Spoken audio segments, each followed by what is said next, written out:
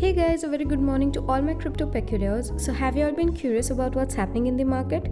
Don't you worry, the CoinMarks got you covered. Okay, so before starting with the updates, let's quickly quote today's headlines.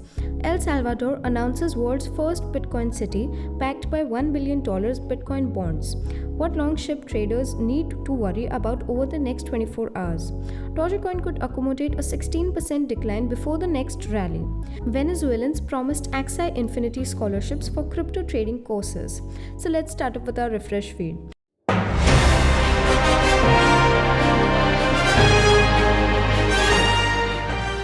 Firstly, we all know that El Salvador is currently the only country in which Bitcoin is legal tender. This move has witnessed many developments as well as some pushbacks. Well, personally, I've had always been quite amazed by their futuristic steps. I was always wondering what they're up to next, and they always live up to the expectations of crypto lovers. Let me describe it even more with our next headline being: amid protests, technical glitches, and inevitable market volatility, El Salvador continues to drive BTC adoption. In its latest Bitcoin adoption move, the Central American country plans to build a city based on the world's largest cryptocurrency. President Nayib Bukele announced the Bitcoin City initiative at El Salvador's Bitcoin Week conference on Saturday night. This conference is a celebration of Bitcoin's mainstream adoption in the country.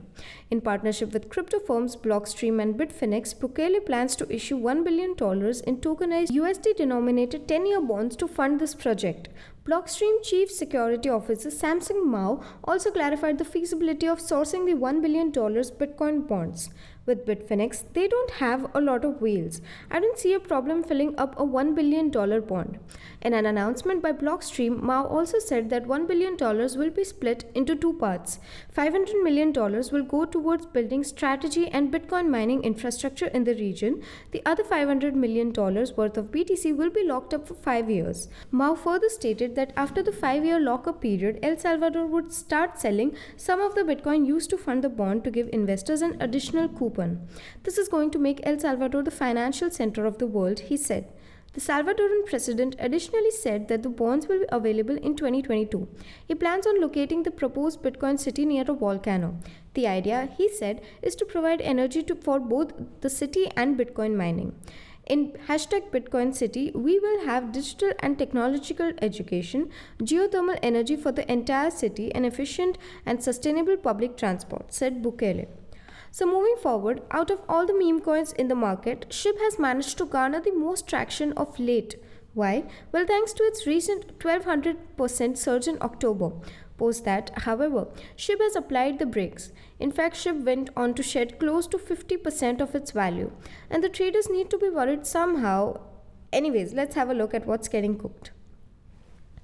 Meme coins have more often than not taken due advantage of optimistic broader market trends. Several instances from the past advocate the same. Even in the last 24 hours, as most of the top coins rallied, SHIB doesn't hesitate to follow in their steps.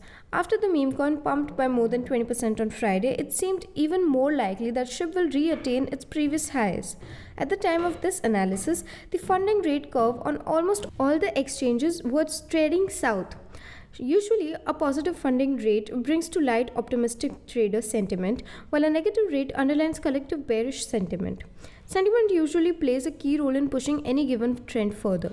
However, looking at the way things have panned out for SHIB recently, it has seemed like this altcoin would be able to sustain its uptrend for long. Furthermore, the long liquidations exceeded the short liquidations by over $389.8K on 20 November. When such a scenario unfolds, it usually means that the market has started supporting short traders instead of longs. In fact, a peek into the long-short difference brought to light that a majority of traders were turning bearish, with the number of shorts significantly exceeding the number of longs. Thus, long traders need to be wary of the sentiment of fellow traders before placing any further long bets at this point of time. Moreover, it is known to all that Dogecoin has had a woeful November so far. Wider market corrections have slowly eroded Doge's value by a total of 26% in the last 20 days. The candles now sit below their daily 20, 50 and 200 simple moving average lines and face the brunt of short selling.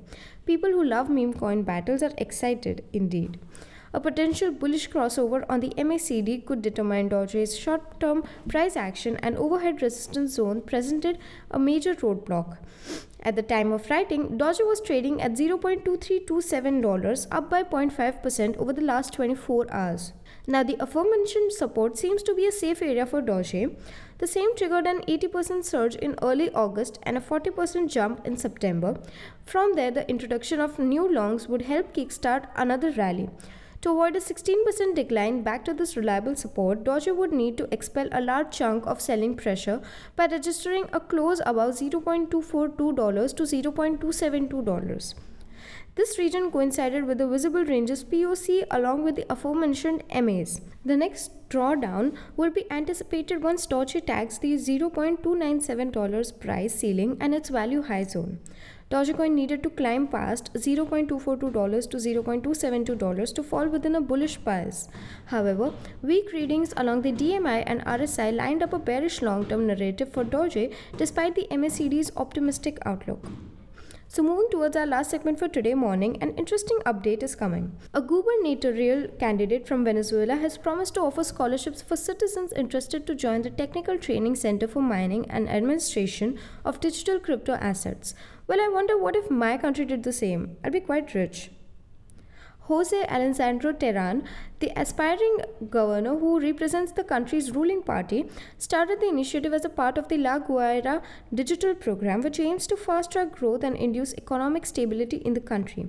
As Cointelegraph Spanish reported, Terran's training center will provide specialized training to the scholarship holders in NFT, crypto mining, and trading. Moreover, the drive will be supported by 4 entities, namely the National Superintendents of Crypto Assets, Axie Infinity Academy, the political group Independientes con Terran, and the youth of the United Socialist Party of Venezuela. In addition to the scholarship initiatives for learning crypto, the candidate for governor envisions the generation of 1,000 jobs through this proposal. I feel that by helping young people build multiple sources, we ensure economic stability for their families. 1,000 jobs in a year. Write it down. According to the entrepreneur, El Salvador's mainstream Bitcoin adoption has had a domino effect in expediting crypto adoption in the surrounding regions, including Venezuela and Colombia. Theory also believes that crypto adoption makes more sense for smaller economics instead of creating an in-house central bank digital currency. So we would now wind up with the assessment for today morning and meet you in the evening with even more interesting stuff. Until then, you may consider joining our Telegram channel for free crypto signals.